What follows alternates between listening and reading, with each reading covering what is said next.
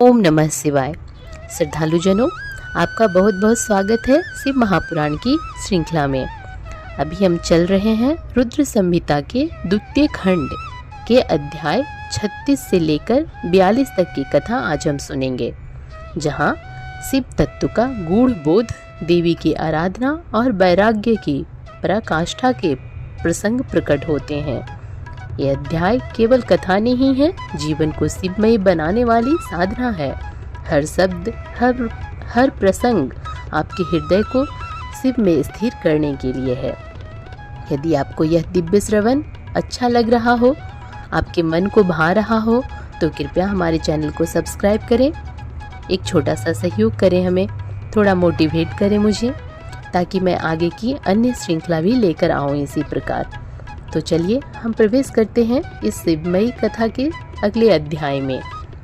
शिव पुराण श्री रुद्र संहिता द्वितीय खंड 36वां अध्याय, श्री हरि और वीरभद्र का युद्ध। ब्रह्मा जी कहते हैं, नारद, जब शिव जी की आज्ञा पाकर वीरभद्र की विशाल सेना ने यज्ञशाला में प्रवेश किया, तो वहां उपस्थित सभी देवता अपने प्राणों की रक्षा के लिए शिवगणों से युद्ध करने लगे। परंतु शिवगणों की वीरता और पराक्रम के आगे उनकी एक न चली। सारे देवता पराजित होकर वहां से भागने लगे। तब इंद्र आदि लोकपाल युद्ध के लिए आगे आए। उन्होंने गुरुदेव बृहस्पति जी को नमस्कार कर उनसे विजय के विषय में पूछा। उन्होंने कहा, हे गुरुदेव बृहस्पति, हम यह जानना चाहते हैं कि हमारी विजय कैसे होगी। उनकी यह बात सुनकर बृहस्पति जी बोले, हे इंद्र, समस्त कर्मों का फल देने वाले तो ईश्वर हैं। सभी को अपनी करनी का फल अवश्य भुगतना पड़ता है। जो ईश्वर के अस्तित्व को जानकर और समझकर उनकी शरण में आकर अच्छे कर्म करता है, उसी को उसके सत्कर्मों का फल मिलता है। परंतु जो ईश्वर की आज्ञा के विरुद्ध कार्य करता है, वह ईश्वर द्रोही कहलाता है और उसे किसी भी अच्छे फल की प्राप्ति नहीं होती। उन परम पुण्य भगवान शिव के स्वरूप को जानना अत्यंत कठिन है। वे सिर्फ अपने भक्तों के ही अधीन हैं, इसलिए उन्हें भक्त वत्सल भी कहा जाता है। भक्ति और ईश्वर सत्ता में विश्वास न रखने वाले मनुष्य तो वेदों का 10,000 बार भी अध्ययन कर ले तो भी भगवान शिव के स्वरूप को भली भांति नहीं जान पाएंगे। भगवान शिव के शांत, निर्विकार एवं उत्तम दृष्टि से ध्यान करने एवं उनकी उपासना करने से ही शिव तत्व की प्राप्ति होती है। तुम उन करुणा निधान भगवान महेश्वर की अवहेलना करने वाले उस मूर्ख दक्ष के निमंत्रण पर यहाँ इस यज्ञ में भाग लेने आ गए हो। भगवान शिव की पत्नी देवी सती का भी इस यज्ञ में घोर अपमान हुआ है। उन्होंने इसी यज्ञ में अपने प्राणों की आहुति दे दी है। इसी कारण भगवान शंकर ने रुष्ट होकर इस यज्ञ विध्वंस करने के लिए वीरभद्र के नेतृत्व में अपने शिवगणों को भेजा है। अब इस यज्ञ के विनाश को रोक पाना किसी के भी बस में नहीं है। अब चाह कर भी तुम लोग कुछ नहीं कर सकते। बृहस्पति जी के ये वचन सुनकर इंद्र सहित अन्य देवता चिंता में पड़ गए। सभी वीरभद्र और अन्य शिवगण उनके निकट पहुंच गए। वहां वीरभद्र ने उन सभी को बहुत डांटा और फटकारा। गुस्से से वीरभद्र ने इंद्र सहित सभी देवताओं पर अपनी तीखे बाणों से प्रहार करना शुरू कर दिया। बाणों से घायल हुए सभी देवताओं में हाहाकार मच गया और वे अपने प्राणों की रक्षा के लिए यज्ञ मंडप से भाग खड़े हुए। यह देखकर वहां उपस्थित सभी ऋषि मुनि भयभीत होकर श्रीहरि के सम्मुख प्राण रक्षा के लिए प्रार्थना करने लगे। तब मैं और विष्णु जी वीरभद्र से युद्ध करने के लिए उनके पास गए। हमें देखकर वीरभद्र, जो पहले से ही क्रोधित थे, हम सबको डांटने लगे। उनके कठोर वचनों को सुनकर विष्णु जी मुस्कुराते हुए बोले, हे शिव भक्त वीरभद्र, मैं भी भगवान शिव का ही भक्त हूँ। उनमें मेरी अपार श्रद्धा है, मैं उन्हीं का सेवक हूँ। परंतु दक्ष अज्ञानी और मूर्ख है। यह सिर्फ कर्म कांडों में ही विश्वास रखता है। जिस प्रकार महेश्वर भगवान अपने भक्तों के ही अधीन हैं, उसी प्रकार मैं भी अपने भक्तों के ही अधीन हूँ। दक्ष मेरा अनन्य भक्त है। उसकी बारंबार प्रार्थना पर मुझे इस यज्ञ में उपस्थित होना पड़ा। हे वीरभद्र, तुम ही रुद्रदेव के रौद्र रूप अर्थात क्रोध से उत्पन्न हुए हो। तुम्हें भगवान शंकर ने इस यज्ञ का विनाश करने के लिए यहाँ भेजा है। उनकी आज्ञा तुम्हारे लिए सिरोधार्य है। मैं इस यज्ञ का रक्षक हूँ, अतः इसे बचाना मेरा पहला कर्तव्य है। इसे बचाना मेरा पहला कर्तव्य है। इसलिए तुम भी अपना कर्तव्य निभाओ और मैं भी अपना कर्तव्य निभाता हूँ। हम दोनों को ही अपने उत्तरदायित्व की रक्षा के लिए आपस में युद्ध करना पड़ेगा। भगवान विष्णु के ये वचन सुनकर वीरभद्र हंसकर बोला कि आप मेरे परमेश्वर भगवान शिव के भक्त हैं। यह जानकर मुझे बहुत प्रसन्नता हुई। भगवान, मैं आपको नमस्कार करता हूँ। आप मेरे लिए भगवान शिव के समान ही पूजनीय हैं।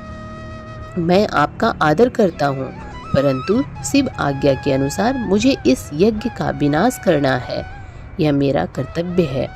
यज्ञ का रक्षक होने के नाते इसे बचाना आपका उत्तरदायित्व है, अतः हम दोनों को ही अपना अपना कार्य करना है।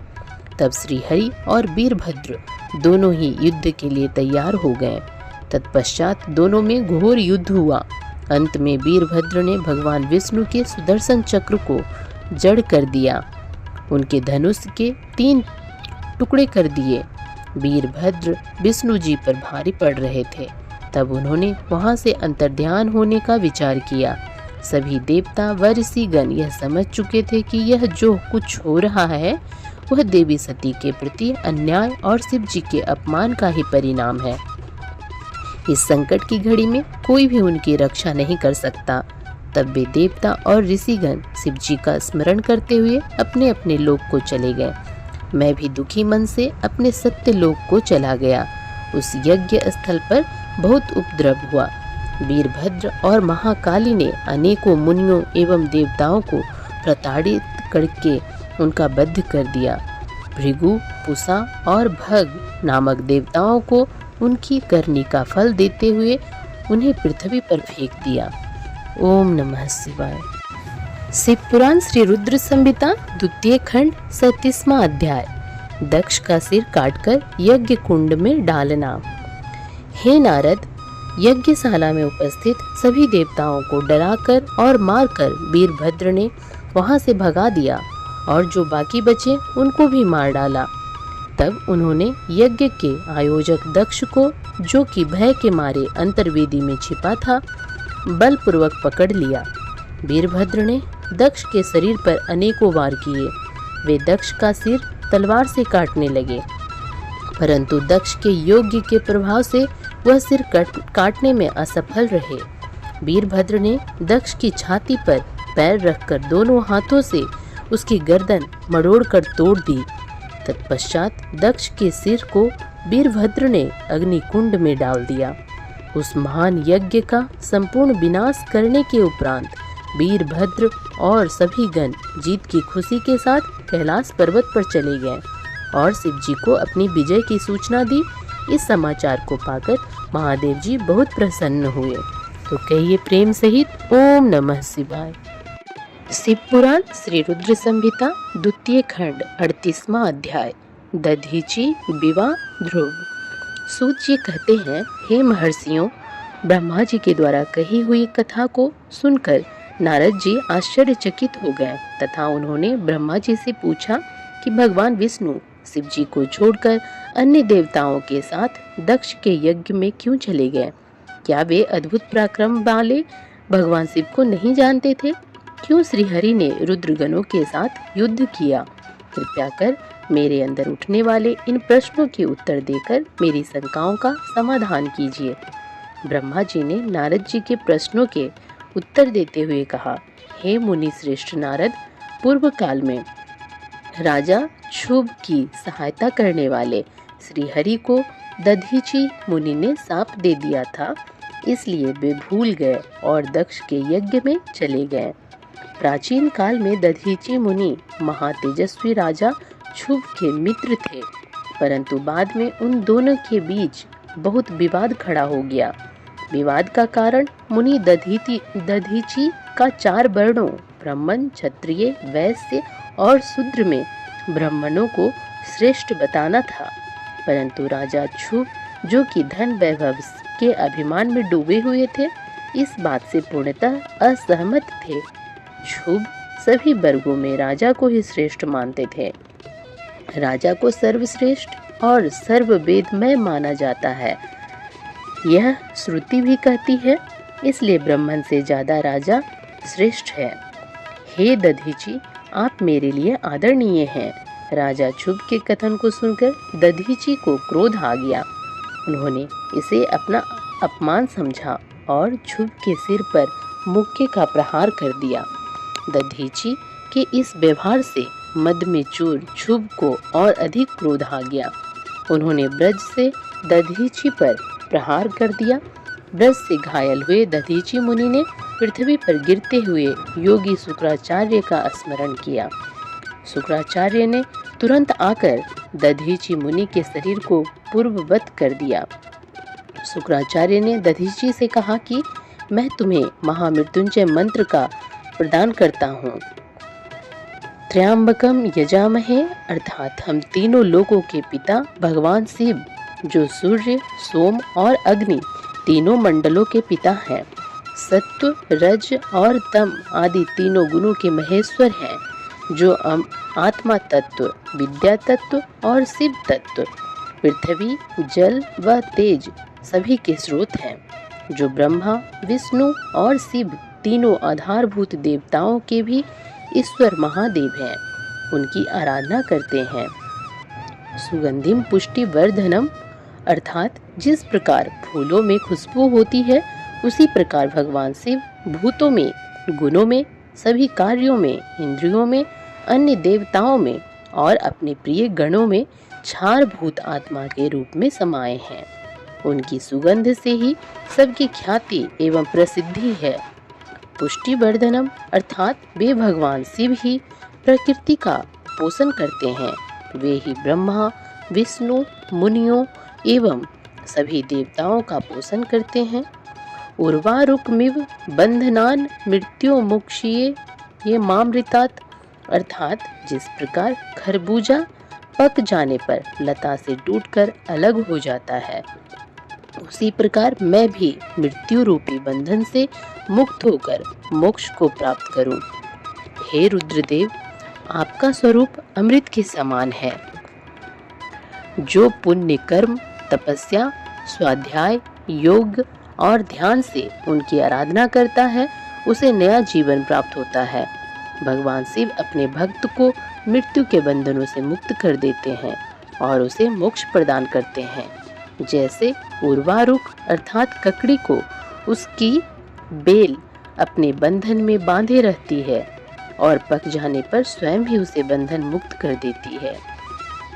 यह महामृत्युंजय मंत्र संजीवनी मंत्र है। तुम नियम पूर्वक भगवान शिव का स्मरण करके इस मंत्र का जाप करो। इस मंत्र से अभिमंत्रित जल को पियो। इस मंत्र का जाप करने से मृत्यु का भय नहीं रहता। इसके विधिवत पूजन करने से भगवान शिव प्रसन्न होते हैं। वे सभी कार्यों की सिद्धि करते हैं तथा सभी बंधनों से मुक्त कर मोक्ष प्रदान करते हैं। ब्रह्मा जी बोले, नारद, दधीची मुनि को इस प्रकार उपदेश देकर शुक्राचार्य अपने निवास पर चले गए। उनकी बातों का दधीची मुनि पर बड़ा प्रभाव पड़ा और वे भगवान शिव का स्मरण कर उन्हें प्रसन्न करने के लिए तपस्या करने वन में चले गए। वन में उन्होंने प्रेम पूर्वक भगवान शिव का चिंतन करते हुए उनकी तपस्या आरंभ कर दी। दीर्घ काल तक वे महामृत्युंजय मंत्र का जाप करते रहे। उनकी इस निस्वार्थ भक्ति से भक्त वत्सल भगवान शिव प्रसन्न होकर उनके सामने प्रकट हो गए। दधीची ने दोनों हाथ जोड़कर शिव जी को प्रणाम किया। उन्होंने महादेव जी की बहुत स्तुति की। शिव ने कहा, मुनि श्रेष्ठ दधीची, मैं तुम्हारी इस उत्तम आराधना से बहुत प्रसन्न हुआ हूँ। तुम वर मांगो, मैं तुम्हें मनोवांछित वस्तु प्रदान करूँगा। यह सुनकर दधीची हाथ जोड़े नतमस्तक होकर कहने लगे, हे देवाधिदेव करुणा निधान महादेव जी, अगर आप मुझ पर प्रसन्न हैं तो कृपा कर मुझे 3 वर प्रदान करें। पहला, यह कि मेरी अस्थियां ब्रज के समान हो जाएं। दूसरा, कोई मेरा वध न कर सके, अर्थात मैं हमेशा अवध्य रहूं। और तीसरा, कि मैं हमेशा अधीन रहूं, कभी दीन ना हूं। शिव जी ने तथास्तु कहकर तीनों वर दधीची को प्रदान कर दिए। तीनों मन चाहे वरदान मिल जाने पर दधीची मुनि बहुत प्रसन्न थे। वे आनंद मग्न होकर राजा क्षुभ के स्थान की ओर चल दिए। वहां पहुंचकर दधीची ने क्षुभ के सिर पर लात मारी। क्षुभ विष्णु जी का परम भक्त था। राजा होने के कारण वह भी अहंकारी था।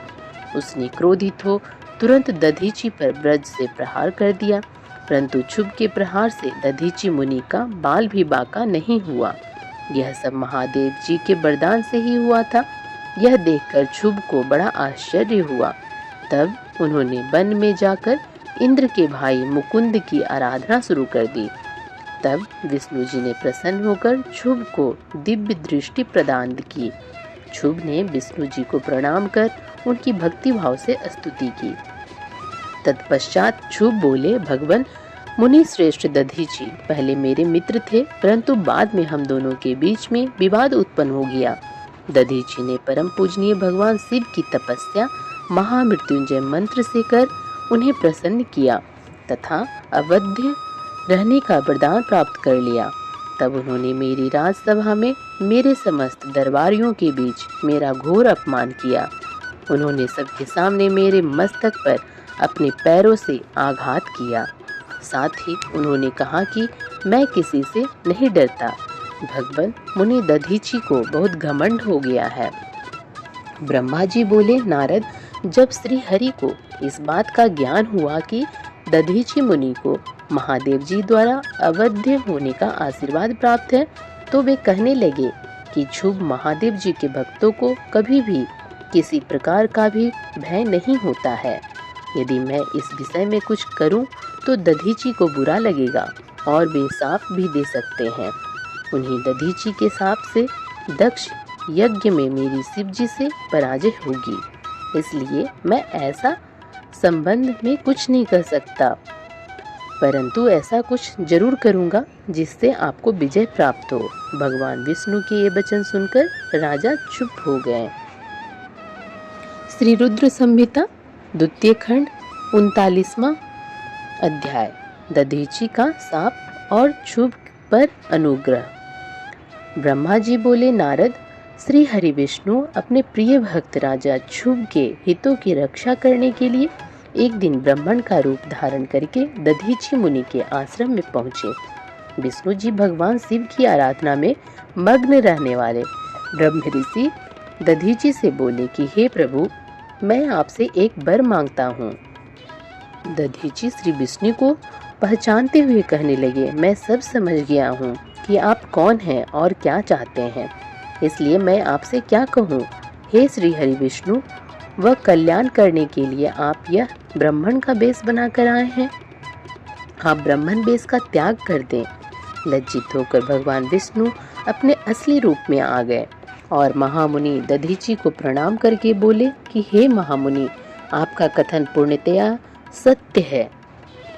मैं यह भी जानता हूँ कि शिव भक्तों को कभी भी किसी भी प्रकार का कोई भी भय नहीं होता है, परंतु आप सिर्फ मेरे कहने से राजा क्षुभ के सामने यह कह दें कि आप राजा क्षुभ से डरते हैं।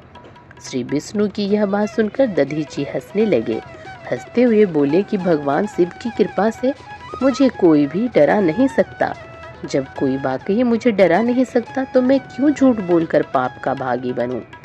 दधीची मुनि के इन वचनों को सुनकर विष्णु बहू को बहुत अधिक क्रोध आ गया। उन्होंने मुनि दधीची को समझाने की बहुत कोशिश की। सभी देवताओं ने श्री विष्णु जी का ही साथ दिया। भगवान विष्णु ने दधीची मुनि को डराने के लिए अनेक गण उत्पन्न कर दिए, परंतु दधीची ने अपने सत्य से उनको भस्म कर दिया।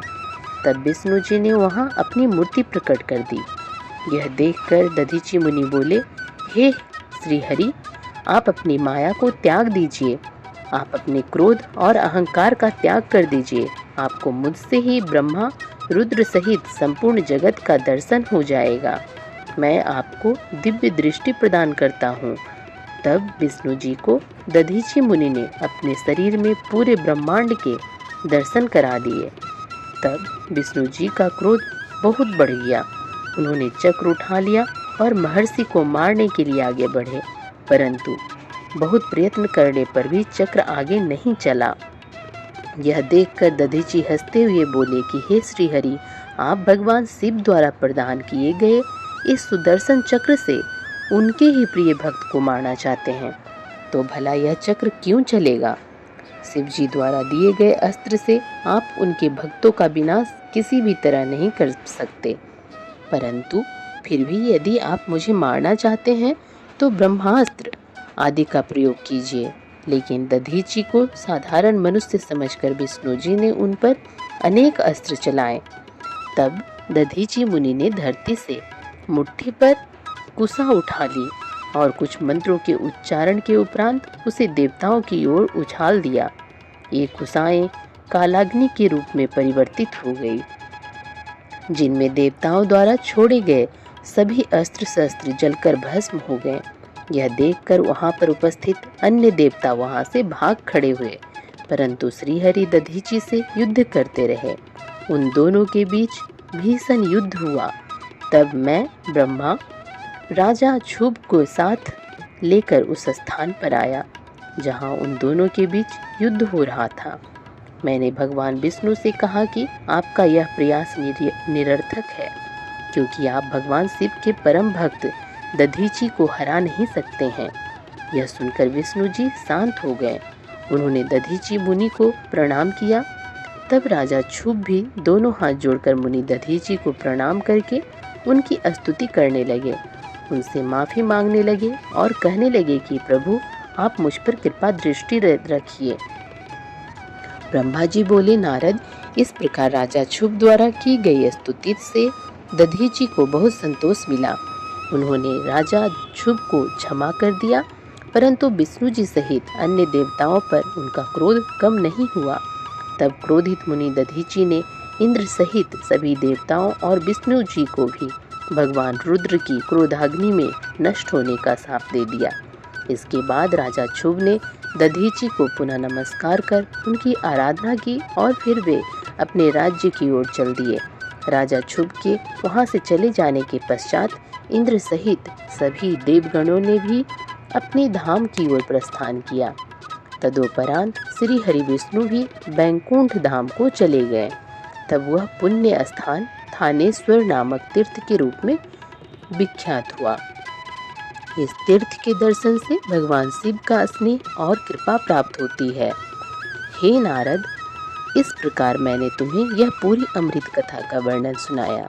जो मनुष्य क्षुभ और दधीचि के विवाद से संबंधित इस प्रसंग को प्रतिदिन सुनता है, वह अब मृत्यु को जीत लेता है तथा मरने के बाद सीधा स्वर्ग को जाता है। इसका पाठ करने से युद्ध में मृत्यु का भय दूर हो जाता है तथा निश्चित रूप से विजय श्री की प्राप्ति होती है।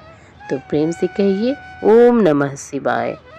शिव पुराण श्री रुद्र संहिता द्वितीय खंड 40वां अध्याय। ब्रह्मा जी का कैलाश पर शिव जी से मिलना। नारद जी ने कहा, हे महाभाग्य, हे विधाता, हे महाप्राण, आप शिव तत्व का ज्ञान रखते हैं। आपने मुझ पर बड़ी कृपा की जो इस अमृतमयी कथा का श्रवण मुझे कराया। मैं आपका बहुत बहुत धन्यवाद करता हूँ। हे प्रभु, अब मुझे यह बताइए कि जब वीरभद्र ने दक्ष के यज्ञ का विनाश कर दिया और उनका वध करके कैलाश पर्वत को चले गए, तब क्या हुआ? ब्रह्मा जी बोले, हे मुनि श्रेष्ठ नारद, जब भगवान शिव द्वारा भेजी गई उनकी विशाल सेना ने यज्ञ में उपस्थित सभी देवताओं और ऋषियों को पराजित कर दिया और उन्हें पीट पीट कर वहां से भाग जाने को मजबूर कर दिया, तो वे सभी वहां से भागकर मेरे पास आ गए। उन्होंने मुझे प्रणाम करके मेरी स्तुति की तथा वहां का सारा वृतांत मुझे सुनाया। तब अपने पुत्र दक्ष की मुझे बहुत चिंता होने लगी और मेरा दिल पुत्र शोक के कारण व्यथित हो गया। तत्पश्चात मैंने श्री हरि का स्मरण किया और अन्य देवताओं और ऋषि मुनियों को साथ लेकर बैकुंठ लोक गया। वहाँ उन्हें नमस्कार करके हम सभी ने उनकी भक्ति भाव से स्तुति की। तब मैंने श्री हरि से विनम्रता से प्रार्थना की कि भगवान आप कुछ ऐसा करें जिससे हम सभी का दुख कम हो जाए। देवेश्वर आप कुछ ऐसा करें जिससे वह यज्ञ पूरा हो जाए तथा उसके यजमान दक्ष पुनः जीवित हो जाएं। अन्य सभी देवता और ऋषि मुनि भी पूर्व की भांति सुखी हो जाएं। मेरे इस प्रकार निवेदन करने पर लक्ष्मीपति विष्णु जी, जो अपने मन में शिव जी का चिंतन कर रहे थे, प्रजापति ब्रह्मा और देवताओं को संबोधित करते हुए इस प्रकार बोले। कोई भी अपराध किसी भी स्थिति में कभी भी किसी के लिए भी मंगलकारी नहीं हो सकता। हे विधाता, सभी देवता परमपिता परमेश्वर भगवान शिव के अपराधी हैं, क्योंकि इन्होंने यज्ञ में शिव जी का भाग नहीं दिया, साथ ही वहाँ उनका अनादर भी किया। उनकी प्रिय पत्नी सती ने भी उनके अपमान के कारण ही अपनी देह का त्याग कर दिया। उनका वियोग होने के कारण भगवान अत्यंत रुष्ट हो गए हैं। तुम सभी को शीघ्र ही उनके पास जाकर उनसे क्षमा मांगनी चाहिए। भगवान शिव के पैर पकड़कर उनकी स्तुति करके उन्हें प्रसन्न करो, क्योंकि उनके कुपित होने से संपूर्ण जगत का विनाश हो सकता है। दक्ष ने शिव जी के लिए अपशब्द कहकर उनके हृदय को विदीर्ण कर दिया है, इसलिए उनसे अपने अपराधों के लिए क्षमा मांगो। उन्हें शांत करने का यही सर्वोत्तम उपाय है। ये भक्त वत्सल है। यदि आप लोग चाहें तो मैं भी आपके साथ चलकर उनसे क्षमा याचना करूंगा। ऐसा कहकर भगवान श्री हरि, मैं और अन्य देवता एवं ऋषि मुनि आदि कैलाश पर्वत की ओर चल दिए। वह पर्वत बहुत ही ऊंचा और विशाल है। उसके पास में ही शिव जी के मित्र कुबेर का निवास स्थल अलकापुरी है। अलकापुरी महादिव्य एवं रमणीय है। वहाँ चारों ओर सुगंध फैली हुई थी। अनेक प्रकार के पेड़ पौधे शोभा पा रहे थे। उसी के बाहरी भाग में परम पावन नंदा और अलकनंदा नामक नदियां बहती हैं। इनका दर्शन करने से मनुष्य को सभी पापों से मुक्ति मिल जाती है। हम लोग अलकापुरी से आगे उस विशाल बट वृक्ष के पास पहुँचे, जहाँ दिव्य योगियों द्वारा पूजित भगवान शिव विराजमान थे। वह बट वृक्ष 100 योजन ऊंचा था तथा उसकी अनेक शाखाएं 75 योजन तक फैली हुई थी। वह परम पावन तीर्थ स्थल है। यहाँ भगवान शिव अपनी योग आराधना करते हैं। उस बट वृक्ष के नीचे महादेव जी के चारों ओर उनके गण थे और यज्ञों के स्वामी कुबेर भी बैठे थे। तब उनके निकट पहुंचकर विष्णु आदि समस्त देवताओं ने अनेकों बार नमस्कार कर उनकी स्तुति की। उस समय शिव जी ने अपने शरीर पर भस्म लगा रखी थी और वे कुशासन पर बैठे थे और ज्ञान का उपदेश वहां उपस्थित गणों को दे रहे थे। उन्होंने अपना बायां पैर अपनी दाईं जांघ पर रखा था और बाएं हाथ को बाएं पैर पर रखा था। उनके दाएं हाथ में रुद्राक्ष की माला थी। भगवान शिव के साक्षात रूप का दर्शन कर विष्णु जी और सभी देवताओं ने दोनों हाथ जोड़कर और अपने मस्तक को झुकाकर दया सागर परमेश्वर शिव से क्षमा याचना की और कहा कि हे प्रभु, आपकी कृपा के बिना हम नष्ट भ्रष्ट हो गए हैं। अतः प्रभु आप हम सबकी रक्षा करें। भगवान, हम आपकी शरण में आए हैं, हम पर अपनी कृपा दृष्टि बनाए रखें। इस प्रकार सभी देवता व ऋषि मुनि भगवान शिव का क्रोध कम करने और उनकी प्रसन्नता के लिए प्रार्थना करने लगे। तो प्रेम से कहिए ओम नमः शिवाय। शिव पुराण श्री रुद्र संहिता द्वितीय खंड 41वां अध्याय। शिव के द्वारा दक्ष को जीवित करना। देवताओं ने महादेव जी की बहुत स्तुति की और कहा, भगवान आप ही परम ब्रह्मा हैं और इस जगत में सर्वत्र व्याप्त हैं। आप मृत्युंजय हैं।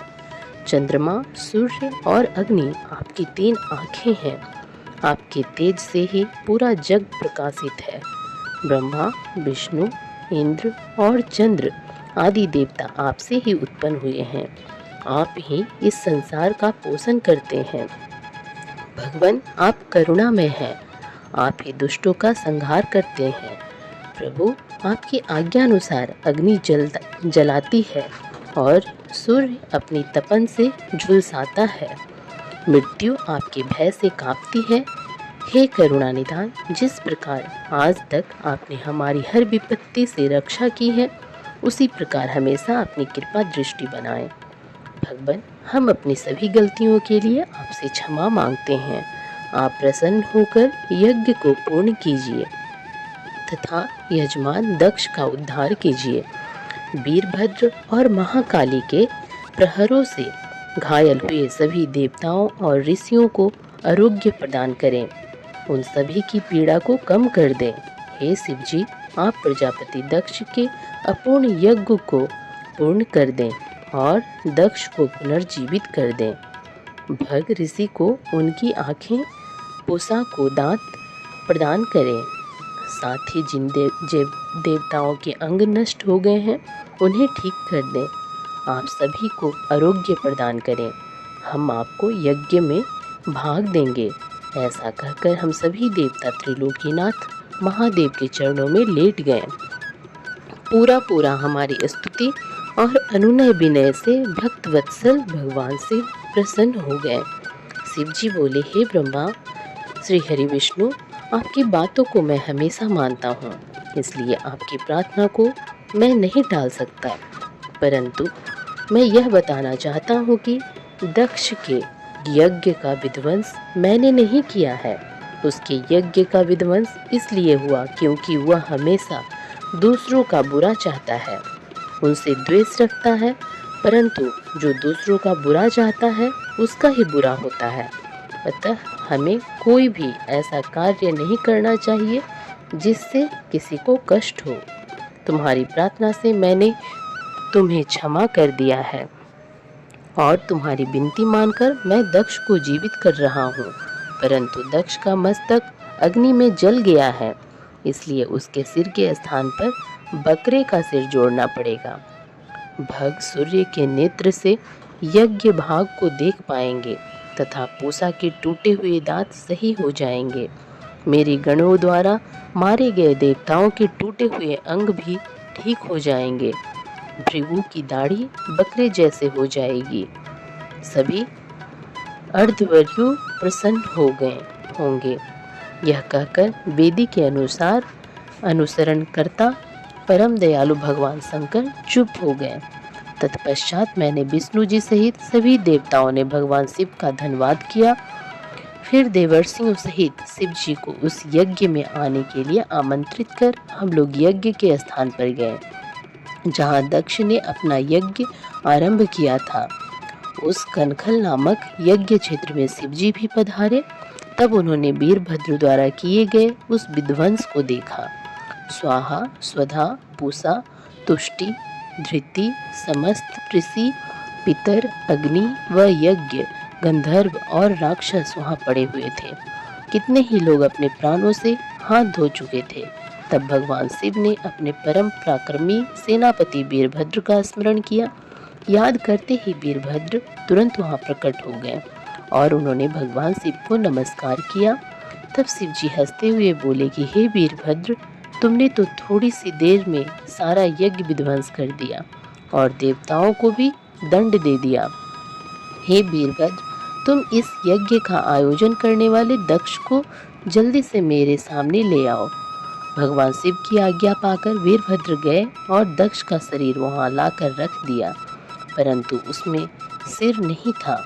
दक्ष के शरीर को देखकर शिव जी ने वीरभद्र से पूछा कि दक्ष का सिर कहाँ है। तब वीरभद्र ने बताया कि दक्ष का सिर काटकर उसने यज्ञ की अग्नि में ही डाल दिया था। तब शिव जी के आदेशानुसार बकरे का सिर दक्ष के धड़ कुंभ में जोड़ दिया गया। जैसे में ही शिव जी की कृपा दृष्टि दक्ष के शरीर पर पड़ी, वह जीवित हो गया। दक्ष के शरीर में प्राण आ गए और वह इस प्रकार उठ बैठा जैसे गहरी नींद से उठा हो। उठते ही उसने अपने सामने महादेव जी को देखा। उसने उठकर उन्हें प्रणाम किया और उनकी स्तुति करने लगा। उसके हृदय में प्रेम उमड़ आया और उसके प्रसन्नचित होते ही उसका कलुषित हृदय निर्मल हो गया। तब दक्ष को अपनी पुत्री का भी स्मरण हो गया और इस कारण दक्ष बहुत लज्जित महसूस करने लगा। तत्पश्चात अपने को संभालते हुए दक्ष ने करुणा निधान भगवान शिव से कहा, हे कल्याणमय महादेव जी, आप ही इस जगत के आदि और अंत हैं। आपने ही इस सृष्टि की रचना का विचार किया है। आपके द्वारा ही हर जीव की उत्पत्ति हुई है। मैंने आपके लिए अपशब्द कहे और आपको यज्ञ में भाग भी नहीं दिया। मेरे बुरे बचनों से आपको बहुत चोट पहुंची है, फिर भी आप मुझ पर कृपा कर यहाँ मेरा उद्धार करने आ गए। भगवान, आप ऐश्वर्य से संपन्न हैं। आप ही परमपिता परमेश्वर हैं। प्रभु, आप मुझ पर एवं यहाँ उपस्थित सभी जनों पर प्रसन्न होइए और हमारी पूजा अर्चना को स्वीकार कीजिए। ब्रह्मा जी बोले, नारद, इस प्रकार भगवान शिव की स्तुति करने के बाद दक्ष चुप हो गए। तब श्री हरि विष्णु जी ने भगवान शिव की बहुत स्तुति की। तत्पश्चात मैंने भी महादेव जी की बहुत स्तुति की। भगवान, आपने मेरे पुत्र दक्ष पर अपनी कृपा दृष्टि की और उसका उद्धार किया। देवेश्वर, अब आप प्रसन्न होकर सभी शापों से हमें मुक्ति प्रदान करें। महामुनि इस प्रकार महादेव जी की स्तुति करके दोनों हाथ जोड़कर और सिर झुकाकर खड़ा हो गया। हम सभी देवगणों की स्तुति सुनकर भगवान शिव प्रसन्न हो गए और उनका मुख खिल उठा। तब वहां उपस्थित इंद्र सहित अनेक सिद्धों, ऋषियों और प्रजापतियों ने भी भक्त वत्सल करुणा निधान भगवान शिव की अनेकों बार स्तुति की। यज्ञशाला में उपस्थित अनेक उपदेवों, नागों तथा ब्राह्मणों ने भगवान शिव को प्रणाम किया और उनका प्रसन्न मन से सत्वन किया। इस प्रकार सभी देवों के मुख से अपना सत्वन सुनकर भगवान शिव को बहुत संतोष प्राप्त हुआ। ओम नमः शिवाय। शिव पुराण श्री रुद्र संहिता द्वितीय खंड 42वां अध्याय। दक्ष का यज्ञ को पूर्ण करना। ब्रह्मा जी कहते हैं, नारद मुनि, इस प्रकार श्री हरि मेरे देवताओं और ऋषि मुनियों की स्तुति से भगवान शंकर बहुत प्रसन्न हुए। वे हम सबको कृपा दृष्टि से देखते हुए बोले, प्रजापति दक्ष, मैं तुम सभी पर प्रसन्न हूँ। मेरा अस्तित्व सबसे अलग है। मैं स्वतंत्र ईश्वर हूँ, फिर भी मैं सदैव अपने भक्तों के अधीन ही रहता हूँ। 4 प्रकार के पुण्यात्मा मनुष्य ही मेरा भजन करते हैं। उनमें पहला आर्त, दूसरा जिज्ञासु, तीसरा अर्थार्थी और चौथा ज्ञानी है। परंतु ज्ञानी को ही मेरा खास सानिध्य प्राप्त होता है। उसे मेरा ही स्वरूप माना जाता है। वेदों को जानने वाले परम ज्ञानी ही मेरे स्वरूप को जानकर मुझे समझ सकते हैं। जो मनुष्य कर्मों के अधीन रहते हैं वे मेरे स्वरूप को नहीं पा सकते। इसलिए तुम ज्ञान को जानकर शुद्ध हृदय और बुद्धि से मेरा स्मरण कर उत्तम कर्म करो। हे दक्ष, मैं ही ब्रह्मा और विष्णु का रक्षक हूँ। मैं ही आत्मा हूँ। मैंने ही इस संसार की सृष्टि की है। मैं ही संसार का पालन करता हूँ। मैं ही दुष्टों का नाश करने के लिए संहारक बन उनका विनाश करता हूँ। बुद्धिहीन मनुष्य जो कि सदैव संसारिक बंधनों और मोह माया में फंसे रहते हैं, कभी भी मेरा साक्षात्कार नहीं कर सकते। मेरे भक्त सदैव मेरे ही स्वरूप का चिंतन और ध्यान करते हैं। हम तीनों अर्थात ब्रह्मा, विष्णु और रुद्रदेव एक ही हैं। जो मनुष्य हमें अलग ना मानकर हमारा एक ही स्वरूप मानता है, उसे सुख, शांति और समृद्धि की प्राप्ति होती है। परंतु जो अज्ञानी मनुष्य हम तीनों को अलग अलग मानकर हम में भेदभाव करते हैं, वे नरक के भागी होते हैं। हे प्रजापति दक्ष, यदि कोई श्री हरि का परम भक्त मेरी निंदा या आलोचना करेगा या मेरा भक्त होकर ब्रह्मा और विष्णु का अपमान करेगा, उसे निश्चय ही मेरे कोप का भागी होना पड़ेगा। तुम्हें दिए गए सभी शाप उसको लग जाएंगे। भगवान शिव के इन वचनों को सुनकर सभी देवताओं, ऋषि मुनियों तथा श्रेष्ठ विद्वानों को हर्ष हुआ तथा दक्ष भी प्रभु की आज्ञा मानकर अपने परिवार सहित शिव जी की भक्ति में मग्न हो गया। सब देवता भी महादेव जी का ही गुणगान करने लगे। वे शिव भक्ति में लीन हो गए। और उनके भजनों को गाने लगे। इस प्रकार जिस प्रकार से भगवान शिव की स्तुति और आराधना की, भगवान शिव ने प्रसन्नता पूर्वक उसे ऐसा ही वरदान प्रदान किया। तत्पश्चात भक्त वत्सल भगवान शंकर जी से आज्ञा लेकर प्रजापति दक्ष ने अपना यज्ञ पुनः आरंभ किया। उस यज्ञ में उन्होंने सर्वप्रथम शिव जी का भाग दिया। सब देवताओं को भी उचित भाग दिया गया। यज्ञ में उपस्थित सभी ब्राह्मणों को दक्ष ने सामर्थ्य के अनुसार दान दिया। महादेव जी का गुणगान करते हुए दक्ष ने यज्ञ के सभी कर्मों को भक्ति पूर्वक संपन्न किया।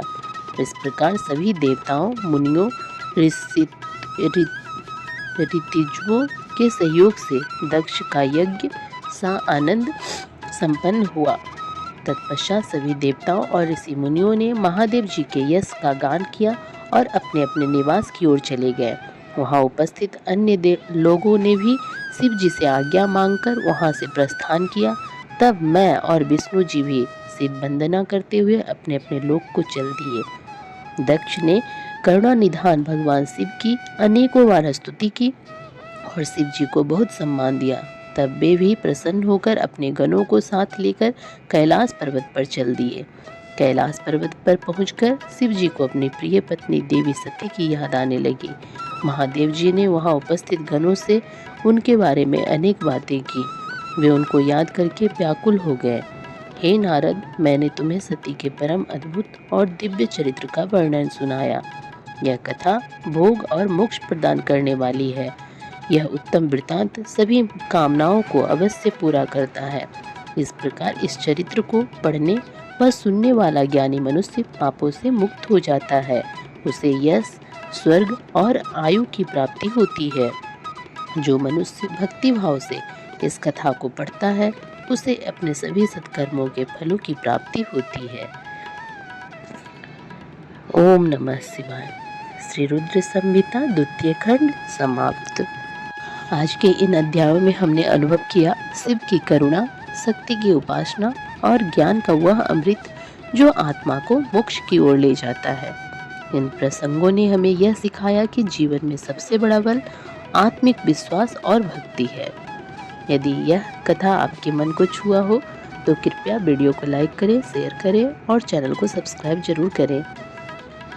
हे महादेव, यदि इस कथा वाचन में हमसे कोई अशुद्धि, कोई त्रुटि या अवांछित व्यवहार हुआ हो तो कृपया आपकी कृपा दृष्टि से क्षमा करें। हमारी वाणी सीमित है, बुद्धि सीमित है, पर भक्ति मेरी असीम है। आप सब कुछ जानते हैं प्रभु, कृपा कर इसे अपनी सेवा मानकर स्वीकार करें। हर हर महादेव।